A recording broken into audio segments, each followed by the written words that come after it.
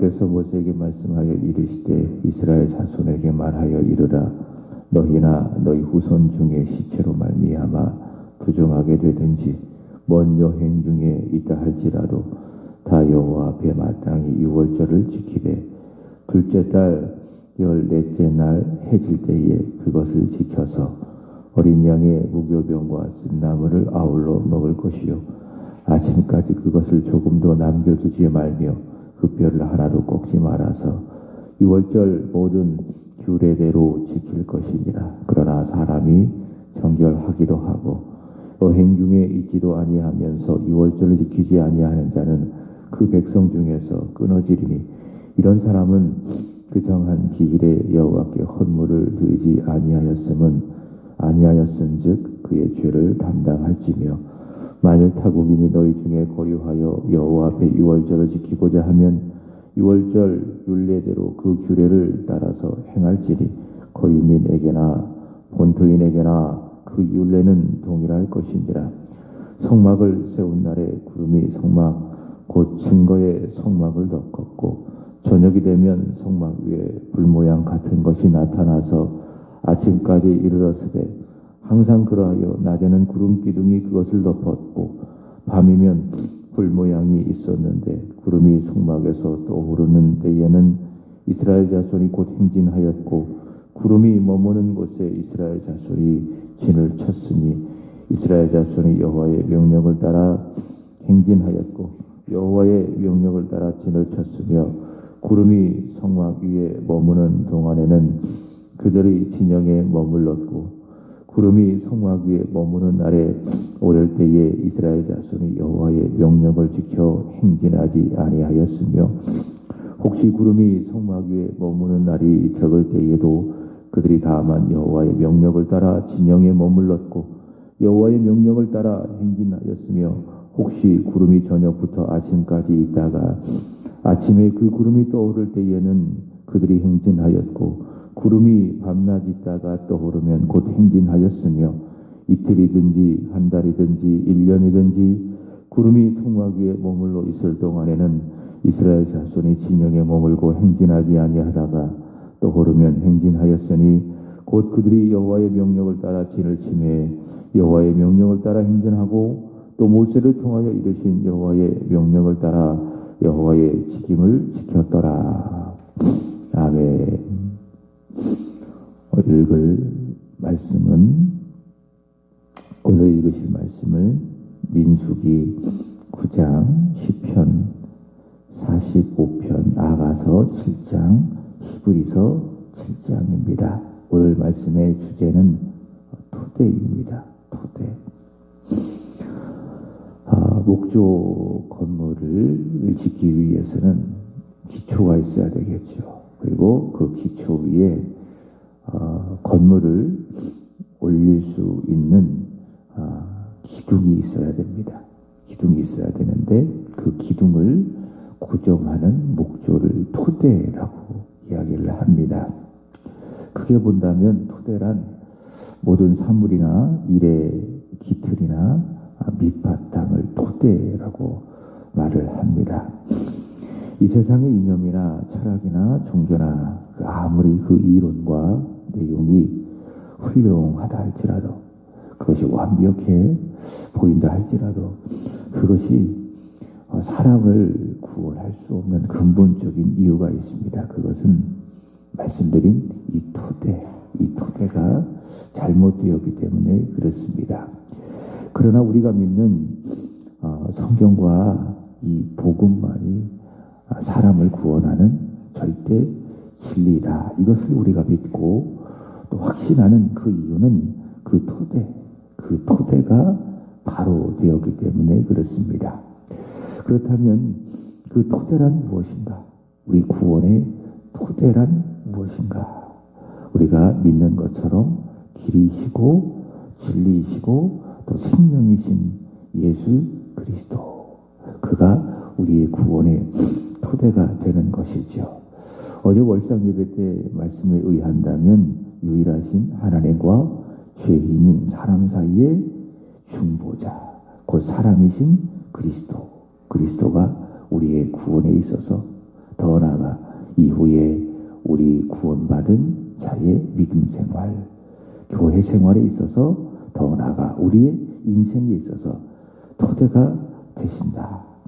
오늘 읽은 말씀이 바로 그 토대가 되시는 예수 그리스도를 증거하고 있습니다. 읽은 말씀 민수기 9장인데요. 9장 9절부터 23절까지 말씀을 읽었는데요. 이 민수기 9장 전체는 유월절 의식과 이스라엘이 어떻게 광야에서 행진을 해야 될 것인지에 대한 규정을 말씀해 주고 있습니다. 1절부터 14절까지는 두 번째 유월절을 말씀하고 있습니다. 첫 번째 유월절은 이스라엘 자손들이 애굽에서 출애굽할 때에 지켰고요. 그리고 지금은 광야에 있습니다. 광야에 있으면서 두 번째 유월절을 지키는 것이죠. 그러니까 이스라엘 자손들은 애굽에서 나온 지 이제 1년 이상이 된 것입니다. 하나님께서는 이스라엘 자손에게 반드시 너희가 유월절을 지켜야 된다. 이 말씀을 하셨습니다. 10절 말씀을 보시면은 시체로 부정하게 되거나 또 먼 곳에 가 있을 때라도 먼 길을 떠나 있을 때라도 다 여호와 앞에서 유월절을 지켜라. 그렇게 말씀하셨습니다. 14절의 말씀을 보시면은 그들 가운데 사는 타국인이다 할지라도 외국인을 말하는 것입니다. 타국인이 있다 할지라도 아니면 본토인이 있다 할지라도 모두가 다 예외 없이 유월절을 지켜라 말씀하십니다. 왜 그런가? 이 월절이라고 하는 것은요, 이스라엘 백성들의 정체성입니다. 정체성. 그리고 그들 믿음, 그들 신앙의 토대입니다. 바로 유월절.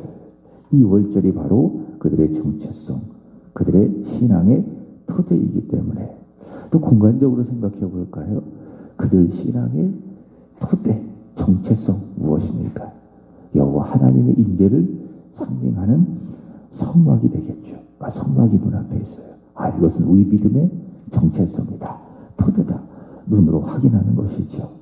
또 내용적으로 보면 그들에게는 율법이 있습니다. 하나님께서 모세를 통해서 주신 십계명, 부돌판에 새겨진 하나님의 말씀, 그리고 언약서에 기록되어진 그들이 지켜야 될 하나님의 말씀들, 이것이 무엇인가? 그들 신앙의 토대.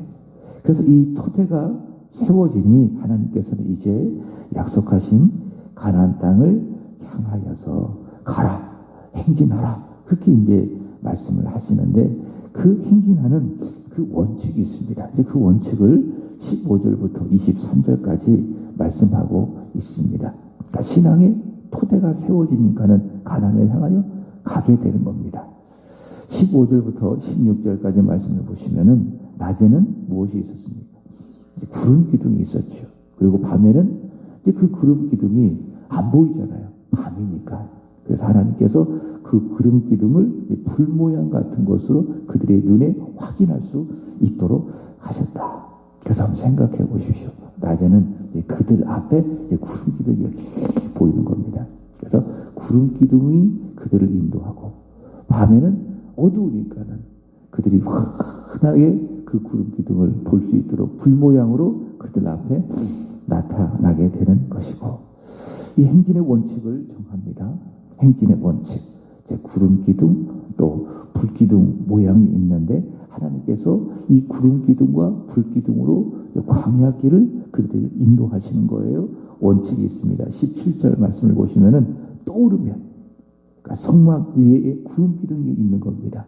이 구름 기둥이 뭐하면 떠오르면 행진하고, 자, 그 다음에 18절 보시면 구름 기둥이 떠오르지 아니하고 성막 위에 머물면 그들은 머물고, 이게 아주 간단한 겁니다. 구름 기둥이 떠오르면 행진하고, 구름 기둥이 머물면 머물고, 그들이 머물고, 여호와 하나님께서 그들의 토대가 되십니다. 그게 유월절이죠. 그 다음에 증거의 성막이요, 율법이죠. 이게 여호와 하나님께서 그들 생활에, 그들 믿음에, 이스라엘 공동체의 토대가 되신다라고 하는 그런 증거인데에, 그 토대 위에 세워진 이스라엘 자손들은 하나님의 이끄심을 따라 행진하는 겁니다. 그래서 가라라고 하시면 가고, 멈추라 하고 하시면 멈추고, 아주 간단합니다. 아주 간단하고 아주 단순합니다. 그러니까 우리 믿음 생활, 또 우리가 교회를 섬겨가는 교회 생활도 그렇습니다. 우리는 항상 잊지 말아야 합니다. 내 인생, 내 믿음, 여기에 토대가 있다. 이 토대는 누구십니까? 여호와 하나님이시죠.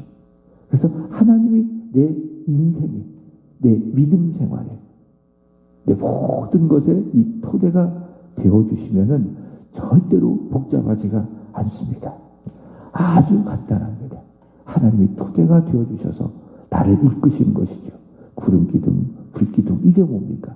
우리 안에 계신 성령입니다. 하나님께서 내 안에, 내 인생의 토대가 되어주시면은 내가 그것을 믿음으로 인정하면 하나님께서 나를 인도해 주신다. 무엇으로? 내 안에 계신 보혜사 성령으로 우리를 이끌어 주시는 것입니다. 그 내가 잘 믿어야 됩니다. 내가 성령 하나님을 어제 주일에 말씀드렸던 것처럼 환영하고, 그 다음에 인정하고, 모셔드리고, 신뢰하고, 이렇게 내가 철저하게 성령 하나님을 인정하면은 하나님께서 우리의 삶에 토대가 되어주셔서 우리를 이끄신다. 그래서 신앙생활이 아주 간단해집니다. 그리고 행복해집니다. 가라고 하면 가는 거예요. 그 다음에 멈추라고 하면 멈추고, 단순해지고, 간단해지고, 행복해지고. 자, 그렇지만은 우리 믿음 생활에 우리가 이 토대를 우리가 알지 못하고, 혹 알아도 인정하지 않기 때문에, 내가 내 인생에 토대가 되려고 하고 있기 때문에 내가 하려고 하니 어때요? 일이 제대로 되지 않는 거예요. 내 믿음 생활, 내 인생의 생활이 어려워지고 복잡해지는 것이고. 자, 조금 더 복음적으로 말한다면 우리 삶의 토대, 더 나아가 이스라엘 자손들의 토대 무엇입니까? 바로 하나님의 아들 예수 그리스도이시죠. 그러니까 이스라엘 자손이 유월절을 지키고, 그 다음에 증거의 성막을 세우고, 또 그 다음에 율법을 받고, 이것이 그들의 신앙의 토대, 여호와 하나님이시라고 하는 증거인데, 복음적으로 보면 그들도 역시 예수 그리스도가 그들의 토대가 되어주신다는 것을 보여주고 있습니다. 왜냐하면 유월절도 그렇고, 증거의 성막도 그렇고, 율법도 그렇고, 다 상징이에요. 예수 그리스도를 상징하는 거예요. 유월절을 보십시오. 유월절 어린 양의 피는 바로 예수 그리스도께서 흘리신 보혈을 상징하는 것 아니겠습니까? 그 유월절은 예수님을 상징하는 거예요. 그 예수님 안에서 그 유월절의 모든 형식이 완성이 된 것입니다. 근데 요즘에 이단들 보면은, 특별히 하나님의 교회라고 하는 그 이단에 보면 유월절을 지켜야 된다, 뭐 이런 말들로 인해서 많은 사람들을 유혹하지 않습니까? 복음을 모르는 거예요. 복음을. 예수 그리스도를 믿지 않기 때문에 그런 헛소리를 하고 있는 거예요. 유월절 모든 형식들은 예수 안에서 완성이 되었다. 자, 이스라엘 자손은 유월절을 지켰어요. 어린 양의 피를 보는 것입니다. 어린 양의 피를 통해서 그들이 죽음을 면하게 됐습니다. 죽음이 지나가게 됐어요. 그들이 예수를 믿은 거예요. 그 유월절을 지킴으로 인해서. 증거의 성막도 같죠. 수요일마다 공부하고 있잖아요. 증거의 성막은 무엇입니까? 예표다, 모욕이다, 그림자다. 다 예수님을 상징하는 겁니다. 예수께서 행하실 일을 상징하는 겁니다. 그래서 그들이 증거의 성막을 들어가며 나오며, 또 거기 안에서 제사장들이 섬기고 봉사하면서 누구를 보는 거예요? 장차 오실 그리스도, 예수 그리스도를 보고 그를 믿고 그들도 구원을 받는 겁니다. 그래서 구약의 성도들도 구원을 받았어요. 어떻게 받았어요? 율법을 지켜서, 제사를 잘 드려서? 그렇지 않습니다. 그 율법과 그 제사가 상징하는, 미리 보여주는 그리스도를 믿고 구원을 받았어요. 율법도 마찬가지입니다. 율법도 누구를 상징합니까? 그리스도를 상징하는 거예요. 장차 오실 그리스도, 율법의 완성자 그리스도. 그래서 지금 모세와 이스라엘 자손들도 유월절을 지키고, 그 다음에 증거의 성막에서 하나님을 만나고, 그 다음에 율법의 말씀들을 지켜가고 이런 것을 통해서 그들의 믿음도 그들의 신앙도 다 유월절이 상징하고 증거회가 성막이 상징하고 그 다음에 율법이 상징하는 그리스도 예수를 믿은 거예요. 그래서 그들도 그리스도 예수를 신앙의 토대, 믿음의 토대, 그들 공동체의 토대로 세워진 겁니다. 그래서 그들이 이 토대 위에 15절부터 23절까지 이제 광야 길을 행진하게 되는 겁니다. 그래서 하나님께서 구름 기둥으로 토대가 되어주시니 예수 그리스도가 그들 공동체의 토대가 되어주시니 하나님께서 광야 길에 그 행진하는 원칙을 말씀하는 거예요. 그래서 구름이 증거의 성막 위에 떠오르면 가고, 그렇죠? 그 다음에 떠오르지 않고 머물면 멈추고, 밤에도 마찬가지입니다. 밤에는 무엇이 있었어요?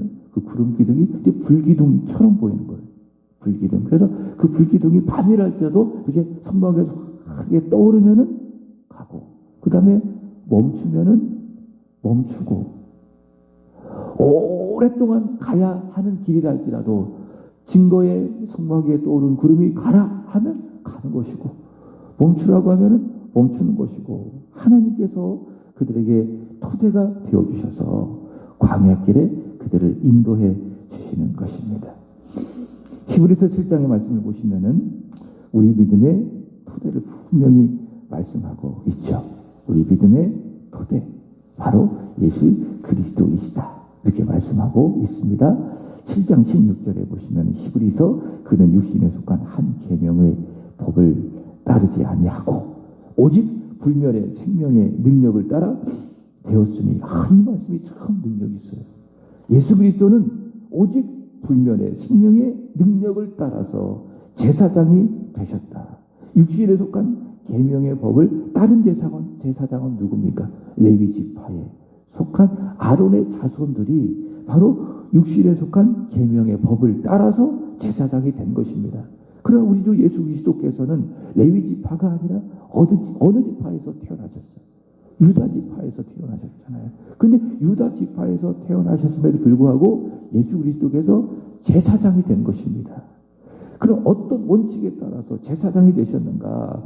아론과 그의 아들들은 오직 육신에 속한 계명의 법을 따라서 제사장이 되셨지만은, 그러나 우리의 주 예수 그리스도는 오직 불멸의 생명의 능력을 따라서 제사장이 되셨다. 그래서 17절이 그 말씀이에요. 증언하기를 내가 영원히 멜기세덱의 반차를 따르는 제사장이라 하였도다. 이렇게 예수님께서 제사장이 되셨음을 말씀하고 있습니다.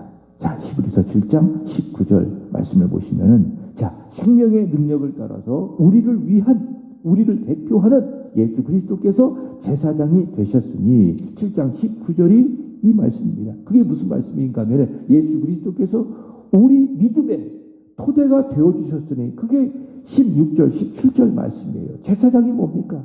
이스라엘 자손을 대표해서 이스라엘 자손을 위해서 하나님께 나아가는 존재들 아니겠습니까? 이스라엘 믿음에 있어서 토대가 바로 아론의 그 제사장들이다. 이들이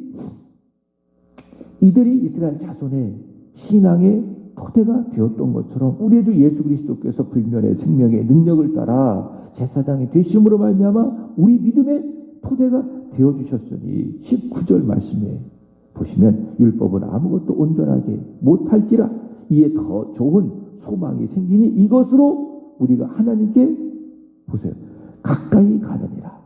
그러니까 예수 그리스도께서 생명의 능력을 따라 우리를 위해서 십자가에서 자신을 들이심으로 말미암아 생명의 대제사장이 되셨으니 이것으로 토대를 삼아, 이 말씀이 복음이에요. 우리가 하나님께 어떻게 한다? 간다. 가까이 다가간다 라고 하는 겁니다. 그래서 예수를 믿는 그 믿음, 예수님을 꼭 마음에 생각하고 예수를 꼭 붙들으세요. 그리고 이 믿음 갖고 하나님께 가까이 가는 거예요. 내 실력으로, 내가 한 업적으로, 내 공로로 어떻게 우리가 하나님께 다가갈 수 있겠습니까? 부끄러울 따름이죠. 추할 따름이죠. 그 거룩함에 압도되어 우리는 도저히 설 수 없는 추한 죄인에 불과하죠. 그러나 우리 믿음의 토대이신 생명의 능력을 따라서 대제사장이 되시는 예수 그리스도, 나를 위해서 나를 대신해서 십자가에서 그 구속의 제사를 드리시고 하늘로 올라가신 하나님 보좌 우편에 앉아 계셔서 나를 위해서 중보하고 계시는 예수 그리스도를 내가 꼭 믿음으로 붙들고 하나님께 뭐 하는 거예요? 가까이 다가가는 거예요. 시편 45편의 말씀을 보시면 왕의 결혼식을 노래합니다. 시편 45편 7절의 말씀을 보시면 왕은 정의를 사랑하고 악을 미워하며 하나님은 이 왕에게 즐거움의 기름을 부으사 모든 왕보다 뛰어나게 하셨습니다.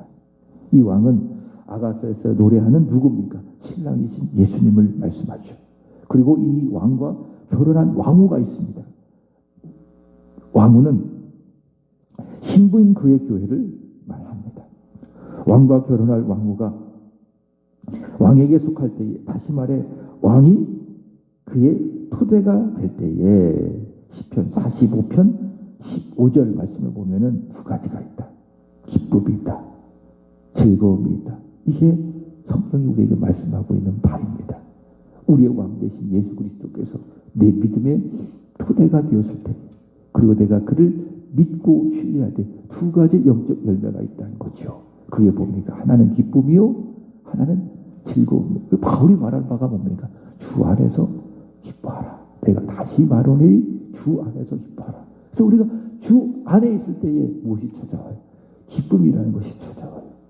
즐거움이라는 것이 있는 거예요. 그래서 예수 안에 있는 자는 항상 기뻐할 수 있어요. 즐거울 수 있어요. 행복할 수 있어요. 그 바울의 원칙이 그거잖아요. 주 안에서. 그러니까 예수를 믿는 믿음 안에서. 오늘 말씀에 의한다면 예수를 믿는 믿음이 너의 토대가 된다면, 예수가 너의 토대가 된다면 그 말씀이죠. 그러면 뭐 할 수 있다? 기뻐할 수 있다. 그리고 즐거워할 수 있다라고 하는 것입니다. 이렇게 우리가 우리의 믿음의 토대를 예수님께 두면 우리의 신랑 되신 예수님, 우리를 진심으로 사랑하십니다. 우리가 예수를 사랑하게 되어지고 예수께서 우리를 구름 기둥으로 불 기둥으로 앞서가시며 인도하게 되어지고 시편 45편의 말씀처럼 기뻐하게 되고 즐거워하게 되는 것이고, 그리고 예수님 우리에게 이렇게 말씀하십니다. 아가서 7장 6절을 한번 보시면 이 말씀을 읽어보고 마치겠습니다. 아가서 7장 6절. 사랑아, 내가 어찌 그리 아름다운지, 어찌 그리 화창한지 즐겁게 하는구나. 사랑아, 네가 어찌 그리 아름다운지, 네가 나를 즐겁게 하는구나. 이게 뭡니까? 예수께서 우리를 보시고 하시는 사랑의 고백이죠. 예수를 토대로 삼고 구름기둥, 불기둥처럼 앞서가시는 예수의 인도를 따라 가는 우리를 보시고 또 예수로 말미암아 기뻐하고 즐거워하며 살아간 우리를 보시고 예수님 뭐라고 말씀하십니까? 사랑아, 네가 그치 어찌 그리 아름다운지 네가 나를 즐겁게 하는구나. 예수님 그렇게 우리에게 말씀해 주는 거죠. 이 말씀 우리가 듣는다면, 또 이게 예수님 말씀 우리가 마음으로 받는다면 얼마나 좋겠어요. 내가 예수님을 사랑한다고 고백하고 예수님도 나를 사랑한다고 고백하고, 그래서 예수님과 사랑을 깊이 나누고 하루하루 예수님과 동행하며 살아가고, 이게 얼마나 행복한 거예요. 이게 얼마나 기쁘고 이게 얼마나 즐거움이 되겠습니까? 자, 이런 사랑의 고백으로 인한 기쁨과 즐거움이 저 여러분의 마음에 늘 충만하기를 축복합니다. 예수님 우리 믿음에, 우리 신앙생활에, 우리 인생에, 우리 교회의 토대가 되십니다. 기도하겠습니다. 하나님 아버지, 우리 하나님이